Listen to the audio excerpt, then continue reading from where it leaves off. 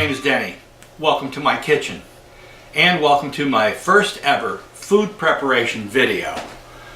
I was just about to prepare a meal for some of my special friends and I thought to myself, you know, this recipe that I use is so fast to make, so simple, so easy, and when I give it to my friends, they simply devour it each and every time.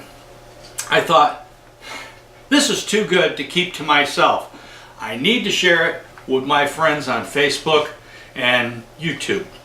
The ingredients for my recipe are so simple that if you don't have these things already in your kitchen, you probably need to go grocery shopping. So why don't we get started? Okay, I'm going to start by taking one medium-sized yellow onion, and I just want to peel this onion. So in order to do this, I'm just going to cut the ends off like this.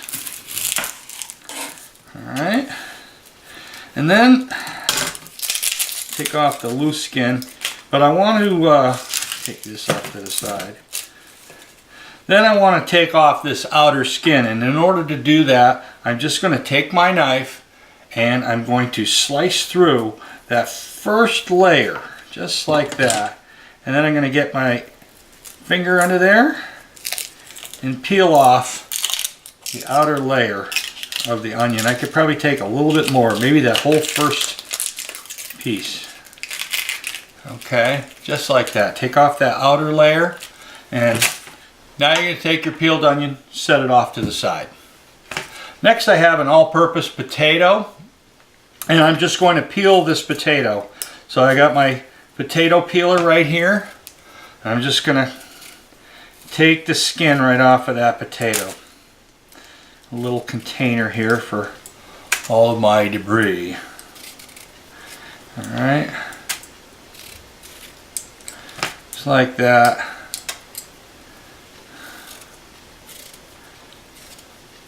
Okay.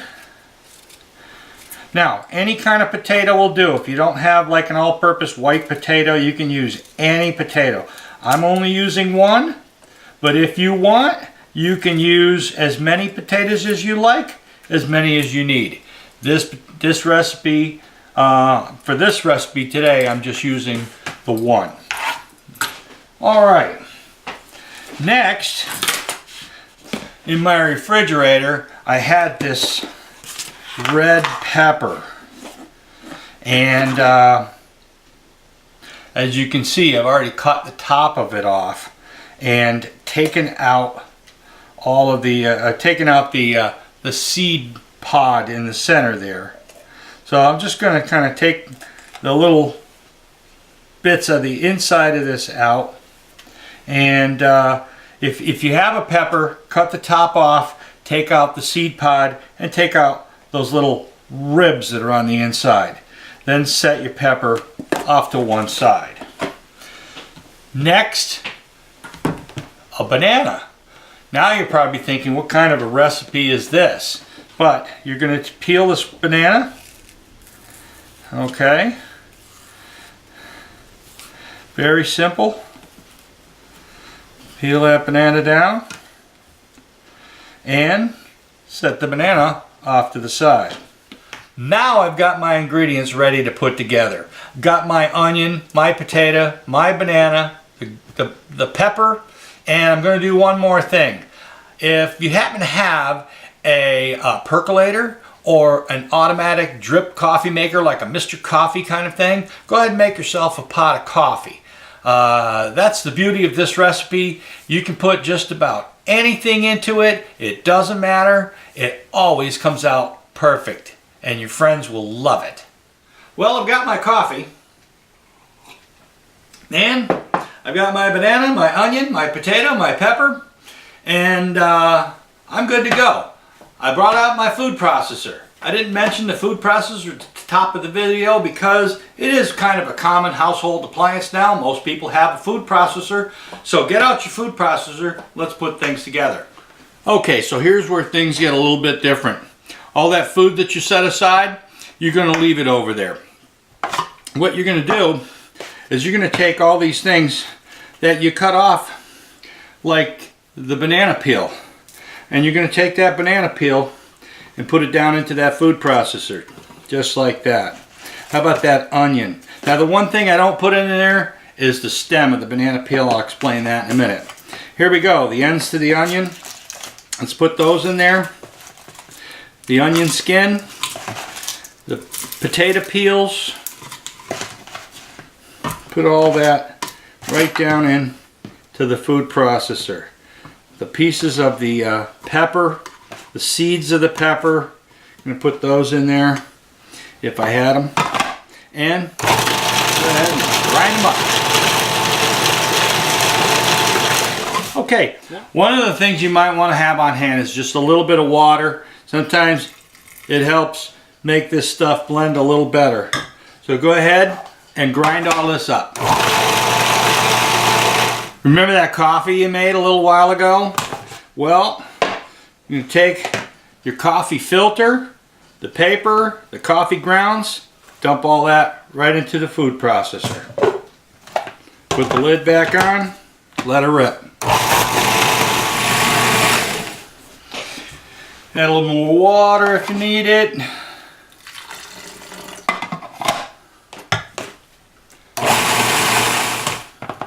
Just going to take the stuff that kind of jumped up onto the sides and scrape it down.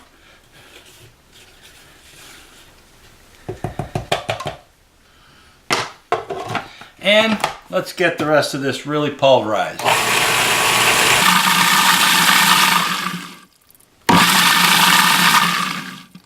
You've probably guessed by now that the meal that I'm preparing for my special friends isn't for people, and you'd be right. The food that I'm preparing right now is food, and the friends that I have are many. There's 6,000 of them living just on the other side of this kitchen counter, and I'll show them to you in a minute. This is food prepared for a worm farm. I have a composting worm farm just on the other side of the kitchen here, and those little worms will consume just about any kind of kitchen scraps that you've got. When they're done consuming it, they'll leave behind some really beautifully composted soil and some great nutrient-rich water that you can water your houseplants with too. So I will introduce them to you in just a minute, but in all fairness, I have to tell you a little bit about this food processor. You see, this is one food processor, and I just happen to have another one just like it. Okay, this is the food processor that I use when I cook for my family, and this is the food processor that was given to us by a friend, and they just happen to be identical, so it's kind of a little trick I did with you. If you're going to have a worm farm and you want to use a food processor, you can pick up a food processor at a garage sale, tag sale, rummage sale, thrift stores, the Goodwill store, Salvation Army, those kind of places. You can pick up a food processor pretty cheap.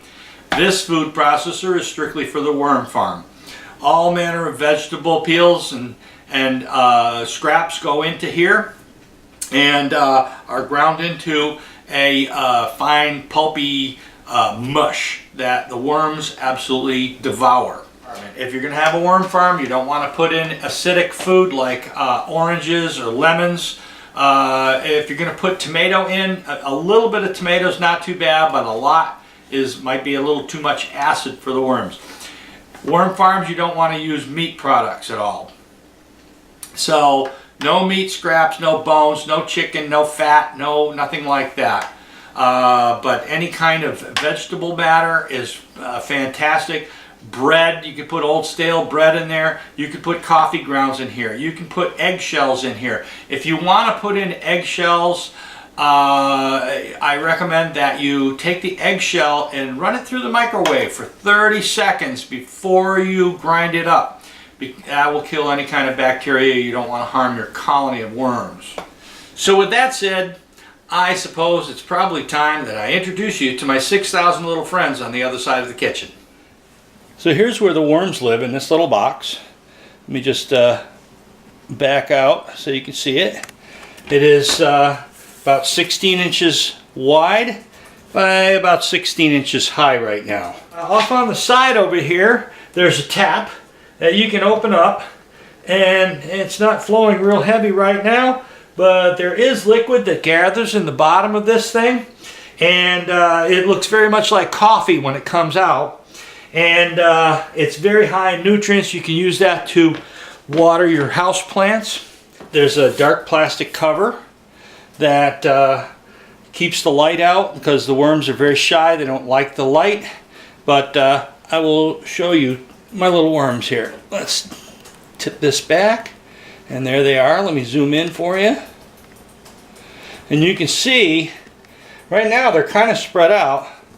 There's a little let's move the camera. There's a little glob of them right there.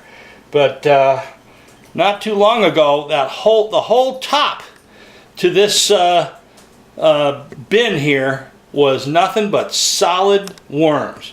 You can see now this is all composted soil. They've done a really good job. All the food that I had put in there, they have already consumed. So they're ready for some more food. However, this tray is ready. I'm going to back out again.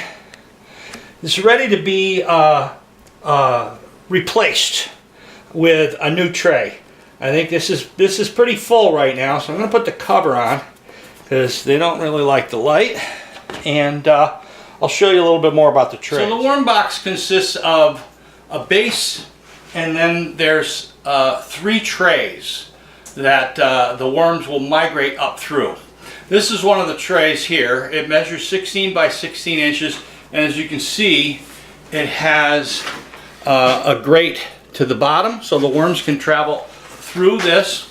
And what I'm going to do is I'm going to start another level, and I'm going to do that by first taking some shredded newspaper and putting it in the bottom here, and I'll wet it down a little bit, and then I'll add the food.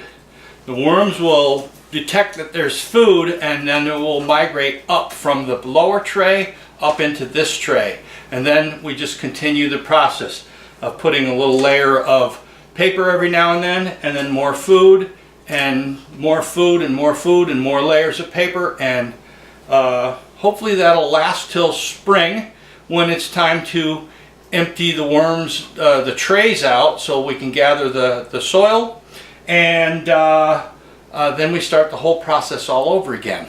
So now what I'm going to do is I'm going to add a new tray to the top of my worm farm. I'm going to start by taking the top off and just setting it off to the side. There's like one worm attached to the top of that. Now normally I would take stuff like this. This is shredded newspaper, and spread some of this on top and wet it. But now I'm going to take a new tray, and I'm going to put the tray, this tray, on top of that tray.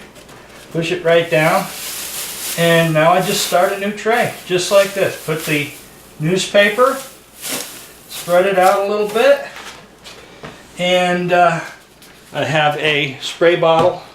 I'm going to just spray. That kind of holds the paper down too, flattens it out a little bit. But you don't want your worms, the worms don't like it dry. They don't like it too wet, but they don't like it dry. I'm going to wet the paper, and now I'm going to put some food on top. And I have a bowl of the mush that I prepared from the food processor, and I have since added a couple of old dinner rolls, so I think you're going to like that. So I'll just take this stuff, scrape it out like that, and I just use the back of the spoon, spread it out a little bit, and I'd say within about maybe 8 or 10 hours, there'll be thousands of worms on top of this food, feasting on it. So now I got one. We got this guy right here. Let's see, can I show you? Where is he? There he is. He whoop, whoop, whoop, stuck to the lid. So he's going to be the first one to get his food. All the others are going to have to come up and get it. I'm just going to park that down like that, and on we go. So that about sums it up. I did mention earlier in the video about the stem to the banana. I do not put these through my food processor only because they're very hard, and the food processor blades just aren't powerful enough to slice this up, and it ends up getting caught between the blade and the side of the food processor, and then it makes a total mess. So the worms will continue to eat that food 24 hours a day, 365 days a year. They require nothing but a little bit of water every now and then, some scraps of food, and a little bit of paper for fiber, I guess, and that's all there is to it. The worm bin does not require any electricity. It doesn't make any noise. It works 24 hours a day. It doesn't attract insects or vermin. It doesn't emit any odor. There's no smell to it at all. So, you know, don't worry about an aroma coming out of there like rotting food or anything like that. As soon as the food hits that thing, the worms are on it, and it's no longer rotting food, it's soil. So within a few hours, those worms are going to come to the surface, and that stuff is going to be gone. The worms do not escape from the bin. They do not like light. They don't come out at night. They're busy eating. They don't want to leave that bin. They like the food in there, so you don't have to worry about worms getting out into your house. They stay right inside. As a matter of fact, if a worm does I managed to flip one out one time when I opened the lid, and he was on the side of the bin and I didn't see him there. Came back several hours later, he was dried up like a little a chow mein noodle. So I just picked him off the side and threw him in with his friends, and they took care of him. So you don't have to worry about them getting out. If you do happen to put some seeds in there, if there's a little tiny bit of light coming in around the edge, you might get a seed start to grow. No problem, just take it and push it down under. The worms will eat that too. I guess that's all I got to say right now. So I hope you enjoyed this video. Thanks for tuning in.